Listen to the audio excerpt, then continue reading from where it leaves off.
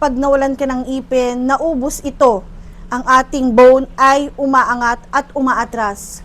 Ang ating baba, kalaunan, dahil wala ng bone, ito ay kumakagat ng mas malalim.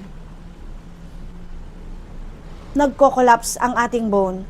That's why we replace ang mga nabunutan ng ipin ng postizo bridge or implant. Pagmasdan ng mga bone habang ito ay bumababa. Napansin nyo po, lalo na yung mga nagpupustiso, ang mga jaw ninyo ay umaangat? Yes.